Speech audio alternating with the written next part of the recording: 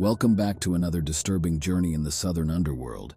But before we get started, I'd like to ask you to please like, comment, subscribe, and share this devilish delight with your horror friends and fam. Engagement is essential, and it helps our little channel grow.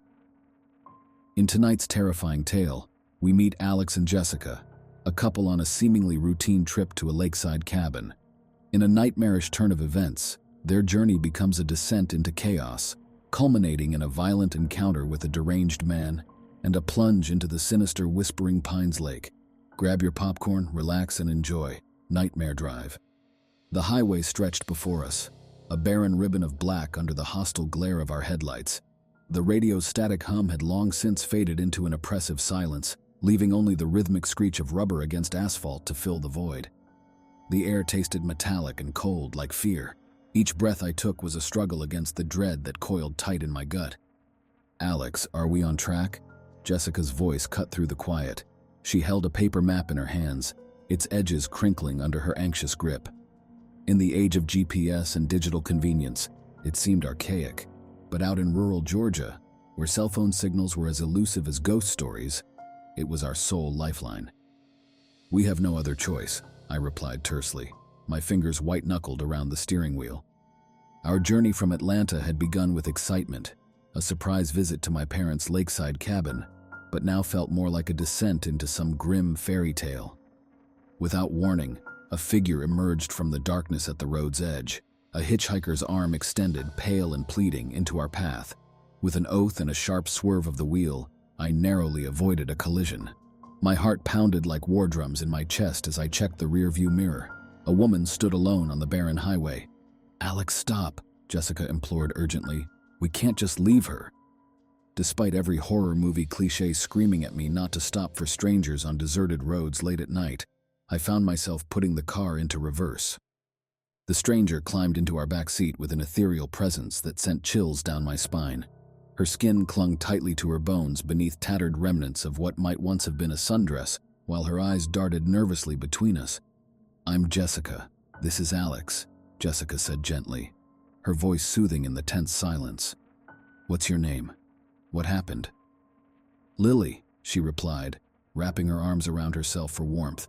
She told us about a fight with her boyfriend during their camping trip and how he had left her alone. As we continued our journey, Lily shared more about their ill-fated expedition, an online discovered campsite that proved to be nothing but desolate woods and a stagnant lake. Her story took an eerie turn as she spoke of strange occurrences and anomalies in the water, fish with surplus eyes and misplaced teeth. A sign for Whispering Pines Lake appeared as we crested a hill. Our destination was within reach, but as I indicated to make the turn, Lily let out a terrified cry. "No, that's it, the campsite, don't go there."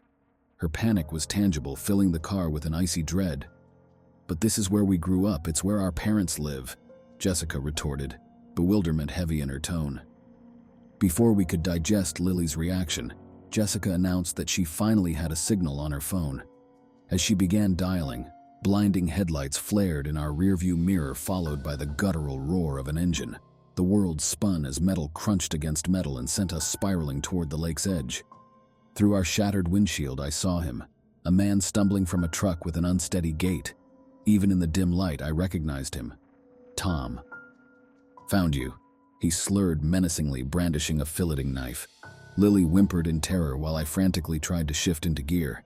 But before I could act, another impact hit us, sending our car plunging into the icy depths of Whispering Pines Lake.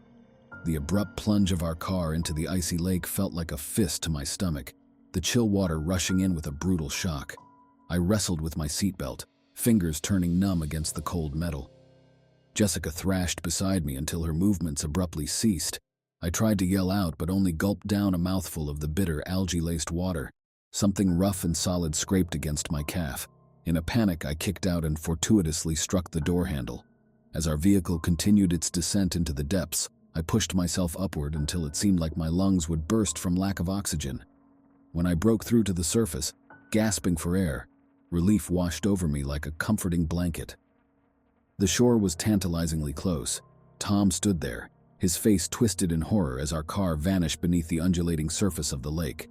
Exhausted but driven by adrenaline, I dragged myself onto the rocky shoreline where Tom was knee-deep in water, surrounded by figures that moved with an uncanny fluidity that marked them as non-human.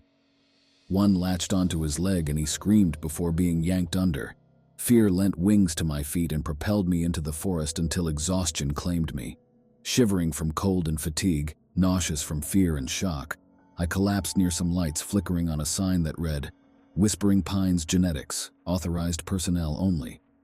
In that moment of clarity amidst chaos, I realized that what we thought were innocent cabins and campsites were nothing more than clever fronts for whatever unspeakable experiments were happening here.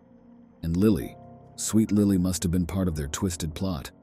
Despite every instinct screaming at me to run far away from this place as fast as possible, fatigue won out and forced me to rest against a tree trunk where sleep eventually came. I woke to hushed voices rustling through the leaves, and a man informing me that Jessica hadn't survived, but Tom was holding on. They also mentioned Jessica had been pregnant, and her unborn child would be valuable for their research. My eyes flickered open to see men in hazmat suits looming over me. One scanned my abdomen with a device and announced, "Fetus still viable," before ordering an immediate extraction. I tried to resist as they hoisted me onto a gurney, but my body refused to obey my commands. Under the harsh glare of fluorescent lights and sterile corridors, a woman in a lab coat approached me. Her eyes were devoid of warmth or empathy behind safety goggles. She nonchalantly informed me that my unborn child had already started adapting to the mutagen and would be their best specimen yet. I wanted to scream at her, tell her that my unborn baby was not hers to experiment with, that Jessica and our child weren't lab rats for her twisted experiments, but no words came out. She swabbed my arm with alcohol before plunging a needle into it. The sting was sharp, then everything faded into nothingness. Pain brought me back from oblivion. I wiped away tears as I looked at them, my children, lying in their clear incubators. I was shocked that there was more than one. Something was wrong. My daughter's skin began sprouting scales while my son's eyes took on an amphibian-like appearance. A familiar deep voice praised me. It was my father, the esteemed geneticist I'd always admired. He seemed proud of his grandchildren as if they were his crowning achievement. "Dad," I managed to say through clenched teeth. "Why?" He turned toward me and for a moment he looked regretful before saying, "For the greater good, Alexandria. You'll understand someday." The following days passed in a haze of pain and recovery while I attempted to make sense of what was happening around me. They allowed me to see my kids occasionally. They were changing at an alarming rate. My son developed gills that moved rhythmically with each breath. My daughter's skin could mimic her surroundings. They were awe-inspiring and terrifying. I knew I had to escape, so one night during a thunderstorm, I seized the opportunity when the guard was distracted. I swiped his keycard off a hook on the wall and sprinted through the echoing hallways. Alarms wailed as I made my way to the nursery where my children were housed. I wrapped them in blankets and ran barefoot into the stormy night toward the lake. At its edge, fear gripped me as my children squirmed, their gills fluttering and their skin blending with the dark water. They were no longer human, but they were still mine. I stepped into the icy water, feeling it lap against my legs as strange figures emerged around us. But I wasn't afraid. Instead, I hoped to introduce my children to their new environment. "Be free," I whispered through sobs as they disappeared into the water. This was where they belonged, far from Whispering Pines among others like themselves. After freeing my children, I did what seemed sensible at that moment. I hitchhiked to Virginia, a long way away from Georgia, but not far enough for comfort. Every news report about environmental issues or genetic advancements makes me wonder how many are just covers for what's truly happening beneath tranquil lakes and streams across our country. They'll find me eventually. My father has extensive resources. But by then, hopefully, journalists and watchdog organizations will have received evidence of his horrifying experiments that I've sent them. The truth about Whispering Pines and its monstrosities masquerading as progress will be revealed eventually.